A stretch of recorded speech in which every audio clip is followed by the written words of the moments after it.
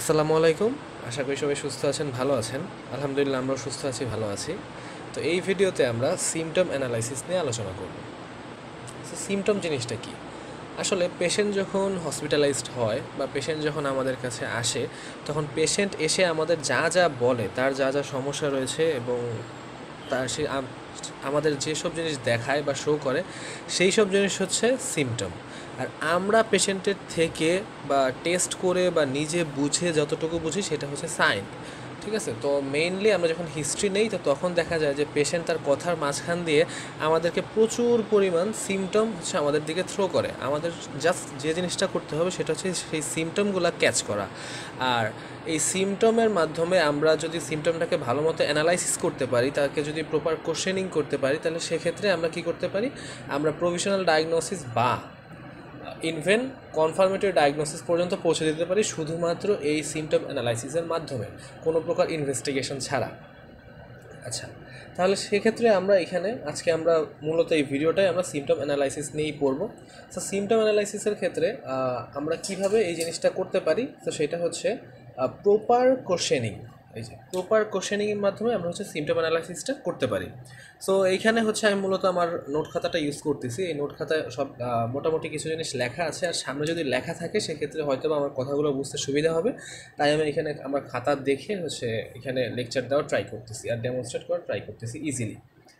তো যে জিনিসটা খুবই কমন আমাদের পেশেন্ট এসে যেটা বলে যে হচ্ছে ব্যথা, হোক সেটা পেটে ব্যথা, হোক সেটা বুকে ব্যথা, হোক সেটা পায়ে ব্যথা বা মাথায় ব্যথা, মানে মেইন জিনিস হচ্ছে ব্যথা। এটা হচ্ছে কমন একটা জিনিস আমাদের পেশেন্ট এসে বলবে। সো এই ব্যথার যে সিমটমটা রয়েছে সেটা আমরা অ্যানালাইসিস করব কিভাবে, আমরা তাকে কি কি বিষয়ে কোশ্চেন করতে পারি। সো পেইনের ক্ষেত্রে বা ব্যথার ক্ষেত্রে আমরা যে কোশ্চেনটা করবো প্রথম, সেটা হচ্ছে সাইট। পেইনের সাইটটা কোথায় আছে, তো এটা কোথা থেকে শুরু হয়েছে সেই জিনিসটা, সাইটটা।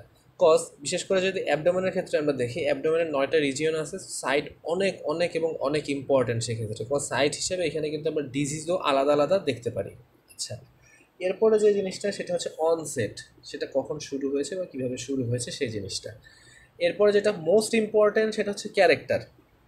আসলে ক্যারেক্টার থেকে আমরা কী কী দেখতে পারি, ক্যারেক্টার থেকে আমরা জিজ্ঞেস করবো যে আপনার কি এটা জ্বালা পোড়া ব্যথা বা যেটাকে আমরা বার্নিং বলি, বা আপনার কি এটা স্ট্যাবিং টাইপের ব্যথা। মানে স্ট্যাবিং বলতে এখানে হচ্ছে পেশেন্ট বলবে যে আমাকে মনে হচ্ছে যে কিছুতে খোঁচাচ্ছে। সাপোজ আমার পেটে ব্যথা, মানে পেশেন্ট বলতেছে এটা আমার পেটে ব্যথা এবং আমাকে কিছুতে এভাবে খোঁচাচ্ছে, তো সেটাকে আমরা বলছি স্ট্যাবিং টাইপ।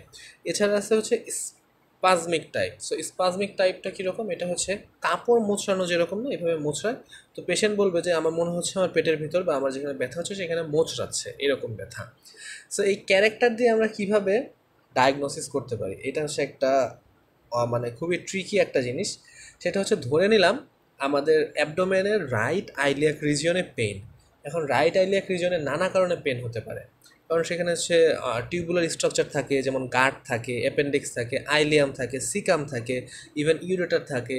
তারপরে হতে পারে এখানে হচ্ছে কোনো কারণে ভার্টিব্রাতে সমস্যা হয়েছে, সেটা পেইন থাকতে পারে, নিউরোলজিক্যাল পেইন থাকতে পারে বা মাসকুলার পেইন থাকতে পারে।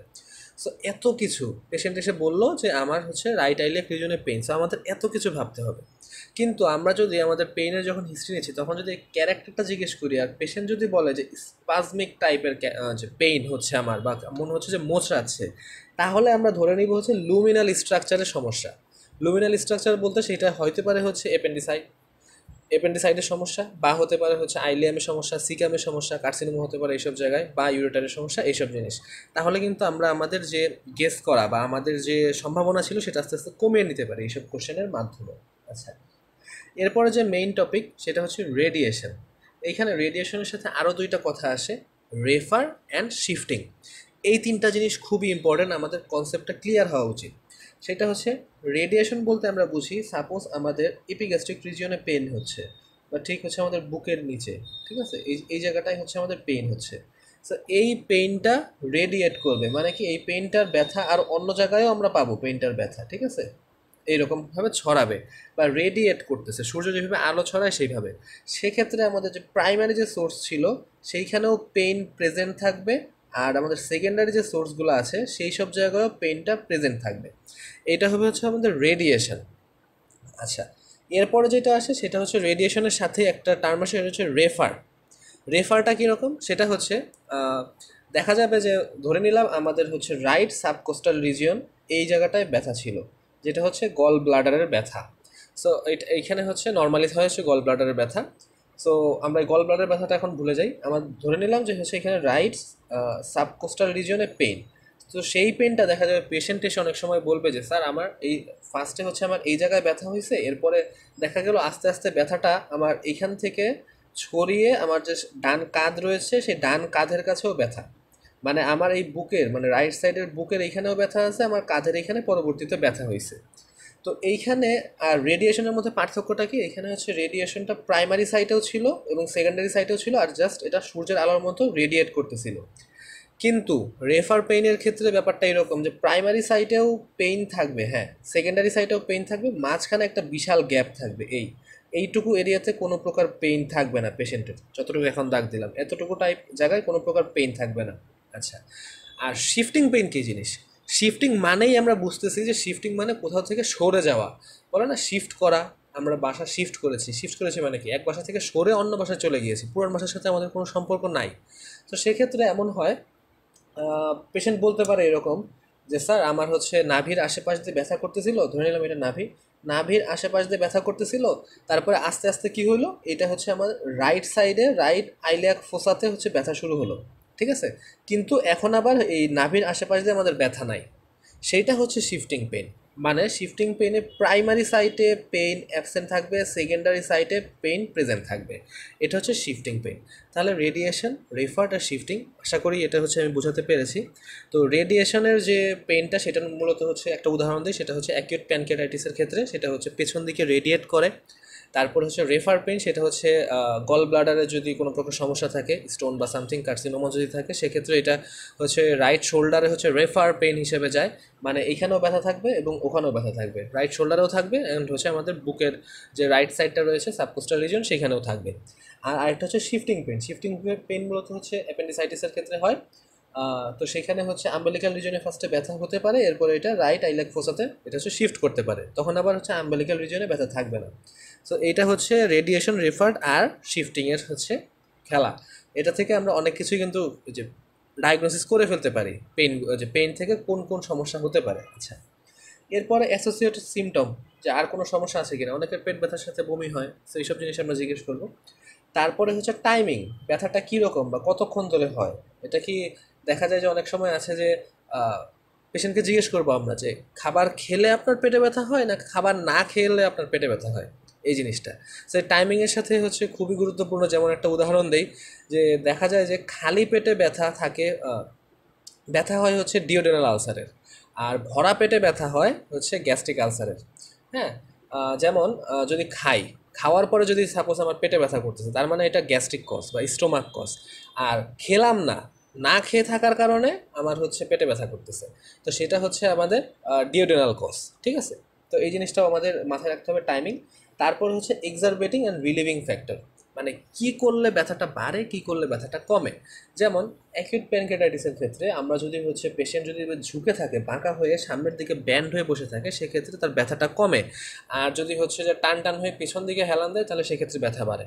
এক্ষেত্রে কারণ কি, কারণ হচ্ছে প্যানক্রিয়াসের সমস্যা। প্যানক্রিয়াস হচ্ছে প্যানক্রিয়াসের যেহেতু সমস্যা, তার মানে প্যানক্রিয়াস মূলত হচ্ছে আমাদের থোরাক্সের পোস্টেরিয়র ওয়ালের কাছাকাছি থাকে বা অ্যাবডোমেনের পোস্টেরিয়র ওয়ালের কাছাকাছি, প্রায় থোরাক্স আর অ্যাবডোমেনের মাঝ বরাবরই থাকে আর কি প্যানক্রিয়াসটা। সো সেটা যে একদম মনে ধরে নিলাম এটা হচ্ছে অ্যান্টেরিয়র ওয়াল, এটা পোস্টেরিয়র ওয়াল। সো প্যানক্রিয়াস এদিক দিয়ে থাকে, পোস্টেরিয়র ওয়ালের দিকে থাকে। সো যখন আমরা পেছন দিকে হেলান দিই, প্যানক্রিয়াসটা এই সামনের দিকে পেছনের দিকে গিয়ে ওয়ালের সাথে ঘষা খায়, সো যার ফলে ব্যথা শুরু হয়। আর যখন আমরা সামনের দিকে ব্যান্ড করে থাকি, তো তখন প্যানক্রিয়াসের সামনে যেসব অর্গানগুলো ছিল সব সামনের দিকে চলে আসে, আলটিমেটলি প্যানক্রিয়াসটাও রিলিজ হয়ে সামনের দিকে আসে। সো দেখা যায় যে প্যানক্রিয়াস অ্যাকিউট প্যানক্রিয়াটাইটিসের ক্ষেত্রে হচ্ছে আমরা সামনের দিকে বসে থাকলে বা ঝুঁকে বসে থাকলে সেক্ষেত্রে ব্যথাটা কমে যায়। সো এই যে এক্সারবেটিং ফ্যাক্টর বা রিলিভিং ফ্যাক্টর, এই কোশ্চেনের মাধ্যমে আমরা জিজ্ঞেস করবো পেশেন্টকে যে আপনি যদি আপনার মনে করেন যে সাপোজ পেশেন্ট বলেছে যে এপিগ্যাস্ট্রিক রিজনে ব্যথা, তো আমরা জিজ্ঞেস করবো আপনার কি এই সামনের দিকে ঝুঁকে থাকলে কি ব্যথাটা কমে না বাড়ে। সো যদি বলে কমে, তার মানে আমরা এটা গেস করে নিতে পারি এটা অ্যাকিউট প্যানক্রিয়াটাইটিসের পেইন। আচ্ছা, তারপরে সিভিয়ারিটি, মাইল্ড, মডারেট না সিভিয়ার, এই জিনিসটা হচ্ছে আমরা জিজ্ঞেস করবো। সো মূলত পেইন থেকে হচ্ছে আমরা এই কয়টা জিনিসই জিজ্ঞেস করবো। সো এই কয়টা জিজ্ঞেস করলে মোটামুটি আমাদের অ্যানালাইসিস হয়ে যাবে। এরপর যে জিনিসটা আমাদের পেশেন্ট খুবই বলে সেটা হচ্ছে ফিভার। বা জ্বর, এটা অনেক মানে পেশেন্টের খুবই রেয়ার। আসলে বলতে গেলে পেইন আর ফিভার এটা হচ্ছে সব থেকে কমনেস্ট যদি বলি সেই জিনিসগুলো। আচ্ছা, বা মোস্ট কমন, কমনেস্ট বলেছি সরি, মোস্ট কমন। তো এখানে ফিভারের ভিতরে আমরা কী কী জিজ্ঞেস করবো কোশ্চেনে, তো প্রথম কোশ্চেনই থাকবে ডিউরেশন। তারপরে যে কোশ্চেনটা থাকবে সেটা হচ্ছে এটা কিভাবে স্টার্ট হয়েছিল আপনার, মানে কোনো কারণ বা হচ্ছে আপনি কি বৃষ্টিতে ভিজেছিলেন বা হচ্ছে আপনাকে কোথাও ঘুরতে গিয়েছিলেন এইসব জিনিস। তারপরে বা আপনার কি ঠান্ডা লেগেছিল বা আপনার কি ভ্যাকসিন নিয়েছিলেন, এইসব কোশ্চেন যে কীভাবে শুরু হয়েছিল এইসব জিনিস। তারপরে যে কোশ্চেনটা সেটা খুবই ইম্পর্টেন্ট, সেটা হচ্ছে how long is it persist, মানে এটা কতক্ষণ ধরে এটা হচ্ছে স্টে করে বা কতদিন ধরে এটা আছে। ঠিক আছে, এইসব জিনিস, বা এটা কি এসে এসে চলে যায় নাকি এটা এসে স্টে করে, এই জিনিসটা। আচ্ছা, তারপরে যে জিনিসটা, এই দুইটা পয়েন্ট হচ্ছে খুবই গুরুত্বপূর্ণ, সেটা হচ্ছে আপনার জ্বর কি বিকালবেলা বাড়ে, এরকম একটা কোশ্চেন থাকবে। আর তারপরে কোশ্চেনটা থাকবে আপনার আপনার কি রাতে ঘাম হয়। এই দুইটা কোশ্চেন দিয়ে আমরা কি বলতে পারি, আসলে এই দুইটা কোশ্চেন দিয়ে নর্মালি টিউবারকুলোসিস বা যক্ষা যেটা রয়েছে, তো টিউবারকুলোসিসের ক্ষেত্রে এই দুইটা জিনিস দিয়ে আমরা এটা ডায়াগনোসিস করতে পারি যে টিউবারকুলোসিসের ক্ষেত্রে রাত্রে হচ্ছে ঘাম হবে বা নাইট সোয়েটিং হবে, আর টিউবারকুলোসিসের ক্ষেত্রে বিকালবেলা টেম্পারেচার বেড়ে যাবে, বাট বিকালবেলা জ্বর আসবে, পেশেন্ট বলবে যে হ্যাঁ আমার হচ্ছে বিকালবেলা জ্বর হয় বা হচ্ছে আমার রাত্রেবেলা খুব ঘাম হয়, এইসবগুলো হচ্ছে টিউবারকিউলোসিসের ক্ষেত্রে। আচ্ছা, এরপরে যে কোশ্চেন সেটা হচ্ছে হাইয়েস্ট টেম্পারেচার কত ছিল। এই হাইয়েস্ট টেম্পারেচার জানার কারণটা কি, কজ আমরা এই হাইয়েস্ট টেম্পারেচার দিয়ে এটা ডেঙ্গু নাকি টিউবারকিউলোসিস এই দুটোর ভিতরে পার্থক্য করতে পারি। অনেক সময় দেখা যাচ্ছে যে আমাদের যে সাইন সিমটমগুলো রয়েছে সবগুলো দিয়ে আমরা ঠিকমতো শিওর হতে পারছি না যে এটা হচ্ছে আসলে কি টিউবারকিউলোসিস বা যক্ষা নাকি এটা ডেঙ্গু। সো সেক্ষেত্রে আমরা হাইয়েস্ট টেম্পারেচার জিজ্ঞেস করবো বা মেপে নেব, সেটা হচ্ছে হাইয়েস্ট টেম্পারেচার নর্মালি হচ্ছে ডেঙ্গু থাকে হাই গ্রেড ফিভার, এখানে ডেঙ্গুর ক্ষেত্রে মানে জ্বরের টেম্পারেচারটা বেশি থাকবে। আর টিউবারকিউলোসিস বা যক্ষার ক্ষেত্রে জ্বর হবে কিন্তু এটা হচ্ছে লো গ্রেড ফিভার, মোটামুটি 99 ডিগ্রি ফারেনহাইটের ক্ষেত্রে হচ্ছে টিউবারকিউলোসিস হয়, এর থেকে বেশি আসলে হয় না। কিন্তু ডেঙ্গুর ক্ষেত্রে এটা 100 ক্রস করবে, 102-3 এরকম হবে। আচ্ছা, তারপরে যে লাস্ট কোশ্চেন করব সেটা হচ্ছে ডাজ ইট সাবসাইড, অর এটা কি আসলে চলে যায়, এটা মানে সোয়েটিংয়ের মাধ্যমে এটা কি চলে যায় নাকি এটা থাকে, অথবা এটা কোনো আমরা অ্যান্টিবায়োটিক বা হচ্ছে প্যারাসিটামল খেলে আপনার জ্বর কি চলে যায় নাকি। মোটামুটি আমরা ফিভার থেকে এই কয়টা কোশ্চেনই করতে পারি। আচ্ছা, এরপরে সিমটম অ্যানালাইসিসের যে টপিকটা আসে সেটা হচ্ছে ওয়েট লস। অনেক পেশেন্ট এসে বলে যে স্যার আমার হচ্ছে আমি দেখতে পারতেছি যে আমার হচ্ছে ওজন কমে যাচ্ছে, দিন দিন ওজন কমে যাচ্ছে। সো এই জিনিসটাও কিন্তু আমরা পিক করে নিব যে ওজন কমে যাচ্ছে, কজ এখানে আসলে আমাদের পেশেন্টের কথা খুবই গুরুত্ব দিয়ে শুনতে হবে, কজ পেশেন্ট আমাদের তার কথার সাথে সাথে আমাদের কিন্তু পিক পয়েন্ট দিতেছে যে এই জিনিসটা ধরেন, কজ আমার প্রত্যেকটা মানে পেশেন্টের প্রত্যেকটা কথাই আসলে তার ডিজিজকে আইডেন্টিফাই করার জন্য অনেক ধরনের হেল্প করে। আচ্ছা, সো ওয়েট লসের ক্ষেত্রে আমাদের মূলত চারটা জিনিস মাথায় আসে, সেটা হচ্ছে টিউবারকুলোসিস, ডায়াবেটিস মেলাইটাস, তারপরে হচ্ছে থাইরোটক্সিকোসিস, আর হচ্ছে ম্যালিগনেন্সি। সো এই চারটা জিনিস মূলত হচ্ছে ওয়েট লসের ক্ষেত্রে আসে, এছাড়া আরও অনেক সমস্যা থাকতে পারে। সো এই চারটাই মূলত যে সময় আমরা হিস্ট্রি নেব যে সময় মাথায় আসবে আশা করি আমাদের। আর এই চারটা জিনিসের মানে কমন, সো এই চারটা জিনিস থেকে আমরা মানে পরবর্তীতে কোনটা সেটা বাছার জন্য আমরা কোশ্চেনগুলো করব। সো কোশ্চেনটা এমন হবে যে আপনার ওয়েট লস ঠিক আছে কিন্তু আপনার কি খাবারের রুচি আছে, মানে আপনার কি খেতে ভালো লাগে নাকি খেতে ভালো লাগে না, এই জিনিসটা। তো যদি বলে যে আমার ওজন কমেছে এবং আমার খাওয়ায় রুচি আছে তারপরেও আমার ওজন কমেছে, তো সেক্ষেত্রে হবে হচ্ছে থাইরোটক্সিকোসিস আর ডায়াবেটিস মেলাইটাস। আচ্ছা, আর যদি বলে যে আমার ওজন কমেছে এবং আমার খেতেও ভালো লাগে না, তো সেক্ষেত্রে আমাদের সেটা কী হবে, সেটা হবে হচ্ছে টিউবারকিউলোসিস আর ম্যালিগনেন্সি, মানে যক্ষা এবং হচ্ছে যদি কোনো প্রকার ক্যান্সার থাকে তো সেটা হচ্ছে খেতেও ভালো লাগবে না প্লাস ওজনও কমবে। আর খেতে ভালো লাগতেছে কিন্তু তারপরেও ওজন কমতেছে, সেটা হচ্ছে ডায়াবেটিস মেলাইটাস আর হচ্ছে থাইরোটক্সিকোসিস। আচ্ছা, তো এখন মেইন সমস্যাটা হয় যে সময় হচ্ছে এই থাইরোটক্সিকোসিস আর ডায়াবেটিস মেলাইটাস এই দুইটা জিনিস আবার করা, মানে আলাদা করা বা ডিফারেন্সিয়েট করা। তো সেক্ষেত্রে আমরা পালসের সহায়তা নেব। যদি দেখি পালস নর্মাল আছে তার মানে এটা হচ্ছে ডায়াবেটিস মেলাইটাস। আর যদি দেখি পালস ইনক্রিজ তাহলে সেক্ষেত্রে হবে এটা হচ্ছে থাইরোটক্সিকোসিস। তো ওয়েট লসের এই চারটা জিনিস আমরা পড়ে ফেললাম। এরপরে যেটা সেটা হচ্ছে ভমিটিং। কন্টিনিউয়াস পেশেন্ট হচ্ছে যা এই আসে, বিশেষ করে হচ্ছে রেইনি সিজনে আসে যে আমার কী হয়েছে, ডায়রিয়া হয়েছে বা কলেরা হয়েছে, তার সাথে হচ্ছে প্রচুর পরিমাণ ভমিটিং হ্যান ত্যান হাবিজাবি এইসব কথাবার্তা। সো সেইখানে ভমিটিংটা আসলে খুবই গুরুত্বপূর্ণ আমাদের পরিবেশের হিসেবে, কজ আমাদের এখানে ওয়াটার পলিউশন অনেক বেশি হয়। সো এই ভমিটিং জিনিসটা আমাদের জানতেই হবে। সো ভমিটিং আমরা কোশ্চেন করবো হচ্ছে ডিউরেশন, ঠিক আছে, কতক্ষণ ধরে বমি হয়, ফ্রিকোয়েন্সি কীরকম হয়, আচ্ছা তারপরে হচ্ছে টাইমিং। টাইমিং হচ্ছে জিজ্ঞেস করবো যে খাওয়ার পরে বমি হয় কিনা, বা হচ্ছে কখন বমি হয়, সকালে বমি হয়েছে বা রাতে বমি হয়েছে নাকি, এরকম জিনিস। তারপরে জিজ্ঞেস করবো হচ্ছে নেচার। নেচারের ভিতরে এটা হচ্ছে প্রজেক্টাইল না হচ্ছে নন প্রজেক্টাইল। এটা হচ্ছে প্রজেক্টাইল বললে তো পেশেন্ট বুঝবে না, পেশেন্টকে বলতে হবে যখন বমি হয় তো তখন এটা কি দূরে গিয়ে পড়ে নাকি কাছেই পড়ে, এই জিনিসটা। সো নর্মালি যদি এমন হয় যে প্রজেক্টাইল বা দূরে গিয়ে পড়তেছে বমি, তার মানে এটা আমাদের আর কিছু মাথায় না আসুক, এটাই মাথায় আসতে হবে যে এটা হচ্ছে carcinoma, carcinoma in the stomach, ঠিক আছে। এটা কিন্তু খুবই ইম্পর্টেন্ট আর খুবই গুরুত্বপূর্ণ, বিকজ কার্সিনোমা আসলে স্টোমাক কার্সিনোমা হচ্ছে খুবই ডেঞ্জারাস, স্টোমাকটা পুরো কেটে ফেলে দিতে হয়, ঠিক আছে।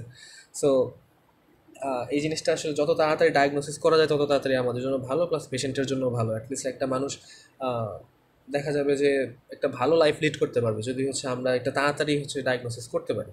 সো ন্যাচারের মধ্যে আমরা জিজ্ঞেস করবো যে এটা প্রজেক্টাইল কিনা। সো প্রজেক্টাইল যদি হয় তাহলে বুঝবো যে হচ্ছে এটা আমাদের কার্সিনোমা আছে।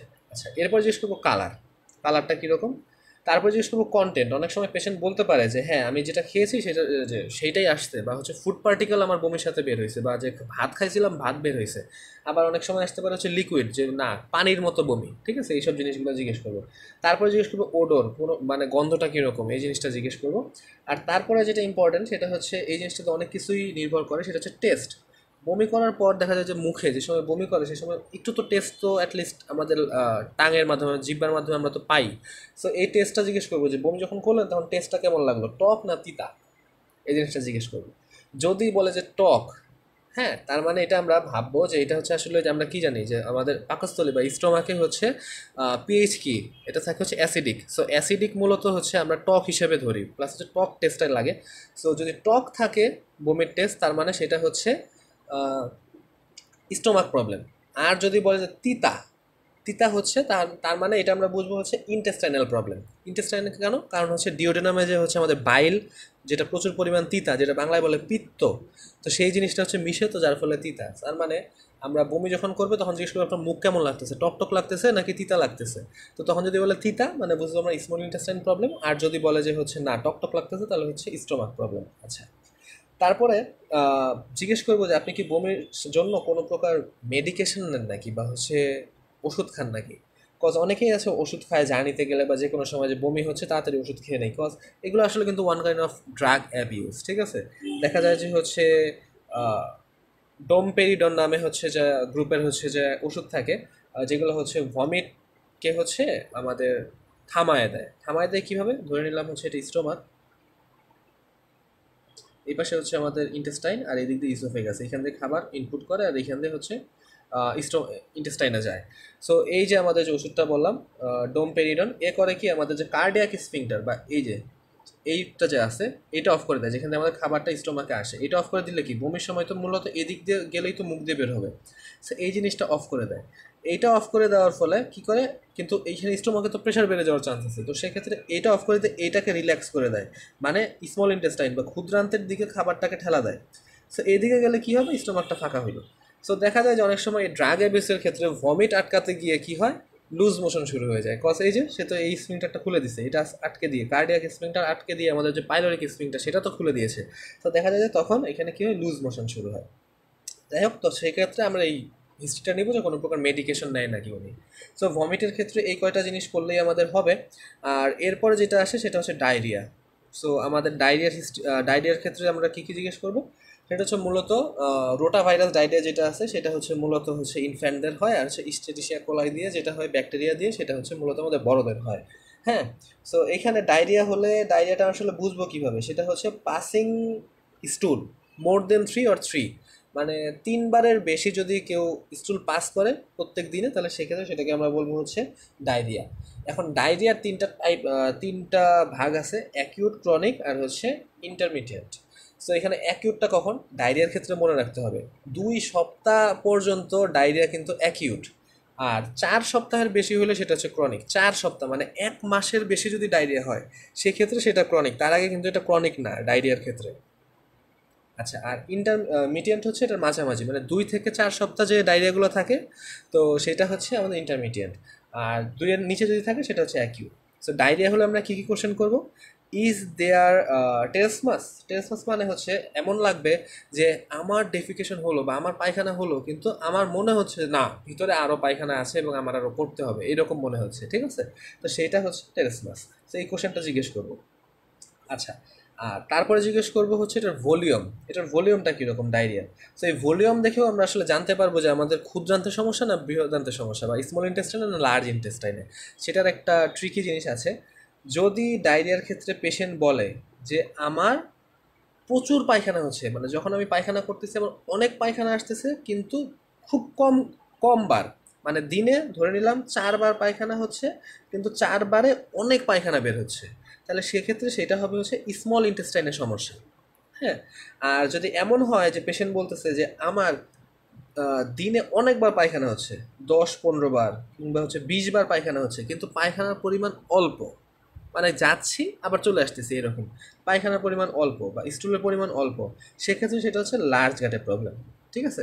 তো এটা মনে রাখার উপায়, বা যেটা আমি নিজে মনে রাখি সেটা হচ্ছে স্মল ইন্টেস্টাইন আমাদের রেকটামের থেকে কিছুটা দূরে, তার মানে আসতে দেরি হবে, তার মানে ডেইলি হচ্ছে আমাদের ডেফিকেশনের যে প্রসেসটা সেটা হচ্ছে কম পরিমাণ থাকবে। আর লার্জ ইন্টেস্টাইন কাছাকাছি থাকবে, তার মানে এটা রেকটামের কাছাকাছি, তার মানে এটা একটা দিনে বেশি পরিমাণ হচ্ছে যদি পায়খানা হয় বা ডেফিকেশন হয়, তাহলে সেক্ষেত্রে এটা লার্জ ইন্টেস্টাইনের সমস্যা, এইভাবে মনে রাখি। আচ্ছা, সো ডায়রিয়া থেকে এতটুকু বললেই হবে, মোটামুটি এতটুকু জিজ্ঞেস করলেই অনেক কোশ্চেন চলে আসবে, মোটামুটি আমরা বুঝতে পারবো। এরপরে যে কোশ্চেনগুলো আসে সেটা হচ্ছে কনস্টিপেশন, সিমটম যেগুলো আসে সেটার মধ্যে কনস্টিপেশন অন্যতম, যে কষা হয়েছে বাংলায় যেটা বলে। তো সেক্ষেত্রে আমরা জিজ্ঞেস করবো যে হেমোপটাইসিস আছে কিনা, মানে হচ্ছে স্টুলের সাথে ব্লাড যায় কিনা, এইসব জিনিস আমরা জিজ্ঞেস করবো। আচ্ছা, তারপরে যেটা আনে জন্ডিস, তো জন্ডিস যদি আনে তো সেক্ষেত্রে আমরা জিজ্ঞেস করবো যে আপনার কি কোনো প্রকার হচ্ছে চুলকানি আছে কিনা, এইসব জিনিস যদি চুলকানি থাকে, জন্ডিস প্লাস তার সাথে যদি চুলকানি থাকে, তার মানে এটা অবস্ট্রাকটিভ জন্ডিস, এই জিনিসটা মাথায় রাখতে হবে। ঠিক আছে? তারপরে ডিসফ্যাজি আছে কিনা, এরপরে মানে পেশেন্টদের যে খুবই কমন একটা কোশ্চেন থাকে, কমন একটা সিমটম থাকে, সেটা হচ্ছে হার্ট বার্ন, বুক জ্বালা পোড়া করতেছে স্যার, বুক জ্বালা পোড়া করতেছে। বুক জ্বালা পোড়া যদি বলে, মুখ দিয়ে যদি বের হয় যে বুক জ্বালা পোড়া, তার মানে আমরা সেটা প্রথমে যে জিনিসটা চিন্তা করবো সেটা হচ্ছে গ্যাস্ট্রো ইসোফেজিয়াল রিফ্লাক্স ডিজিজ, যেটাকে বলে GORD, gastro oesophageal reflux disease. আচ্ছা, সো এরপরে আরেকটা জিনিস নিয়ে আসে পেশেন্ট, সেটা হচ্ছে কফ।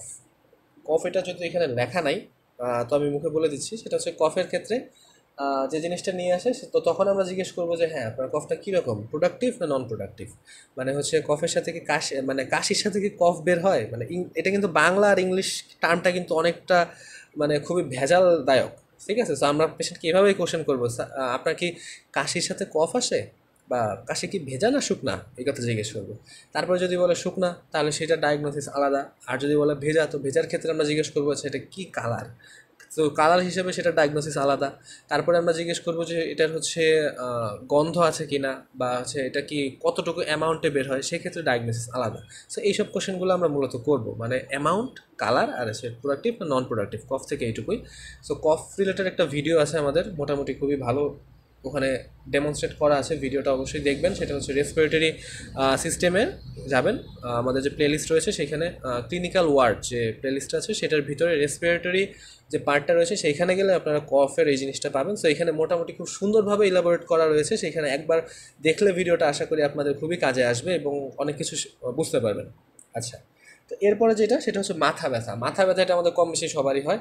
তো এটা নিয়ে আসলে এটা পড়াতে গেলে যারা যারা দেখতেছেন ভিডিও, তাদেরও অনেক সময় ভয় চলে আসতে পারে। ঠিক আছে? যে কারণ মাথা ব্যথা কম বেশি কিন্তু সবারই হয়। সো তার মানে এইটা না যে হচ্ছে আপনার এটা হয়েছে, কিন্তু পেশেন্ট যখন বলবে তখন আমরা এইসব জিনিস চিন্তা করবো যে এই জিনিসটা হইতে পারে। তো সেক্ষেত্রে এটা পড়াচ্ছি। এটা হচ্ছে ধরে নিলাম পেশেন্ট আমাকে বলেছে হেডেক বা মাথা ব্যথা। সো মাথা ব্যথা আমরা কোশ্চেন করবো যে এটা কীরকম, এটা কি হঠাৎ করে শুরু হয়েছে এবং প্রচণ্ড ব্যথা সহ্য করতে পারতেছেন না এরকম? যদি বলে যে হ্যাঁ, তো সেক্ষেত্রে কী হবে, এটা subarachnoid haemorrhage. Subarachnoid হেমোরেজের ক্ষেত্রে মূলত এমন হয় যে হঠাৎ করে শুরু হয়েছে এবং প্রচণ্ড রকমের ব্যথা, আমরা সহ্য করতে পারতেছি না। আর এইটা মূলত ইমার্জেন্সি কেস, মানে এইরকম হলে আমাদের তাড়াতাড়ি হসপিটালাইজ হওয়ার মানে জরুরি। আমরা যদি সাপোজ আমরা নিজেদের ভিতরেও কেউ যদি এরকম হয় তাহলে সেক্ষেত্রে এটা অবশ্যই জরুরি তাড়াতাড়ি হসপিটালাইজ হয়ে যাওয়া, বিকজ এটা কিন্তু খুবই ইমার্জেন্সি কেস, ঠিক আছে? আচ্ছা, তারপরে আমরা জিজ্ঞেস করবো যে আপনার মাথা ব্যথা হয়েছে, তো এটা কি আপনি লাইটের দিকে তাকালে মানে মাথা ব্যথাটা বাড়ে, মানে সেন্সিটিভিটি টু লাইট এরকম কিছু, প্লাস হচ্ছে মাথার কি এক সাইড চোখ দিয়ে এরকম ব্যথা হচ্ছে এক সাইডে, তো তখন যদি বলে হ্যাঁ, তাহলে সেক্ষেত্রে আমরা এটা বলবো হচ্ছে ফটোফোবিয়া, আর এটা হচ্ছে মূলত মাইগ্রেনের সমস্যা। আচ্ছা, তারপরে আরেকটা জিনিস আছে, সেটা হচ্ছে আপনার মাথা ব্যথা করতেছে, তার সাথে কি আপনার বমি বমি ভাব হয়, বা ডু ইউ ফিল নসিয়েটেড? সো এটা যদি হয়, তাহলে যদি বলে যে হ্যাঁ এটা, তাহলে আমরা বলবো হচ্ছে ইন্ট্রাক্রেনিয়াল প্রেশার। আচ্ছা, এখানে হচ্ছে ইনক্রিজ করছে ইন্ট্রাক্রেনিয়াল প্রেশার, তাহলে সেইটা হচ্ছে আমাদের সেই হিসাবে সেটা পেশেন্টটাকে ট্রিট করতে হবে। সো সিমটম অ্যানালাইসিস নিয়ে মূলত এতটুকুই, আশা করি আপনাদের ভালো লেগেছে, আর এতে করে হয়তো বা আপনাদের কিছুটা হেল্পও হয়তো বা হবে ভবিষ্যতে যখন হিস্ট্রি নেবেন। সো যদি ভালো লেগে থাকে তাহলে বন্ধুদের সাথে অবশ্যই শেয়ার করুন এবং আমাদের পাশে থাকুন। এতক্ষণ সাথে থাকার জন্য অসংখ্য ধন্যবাদ। আসসালামু আলাইকুম।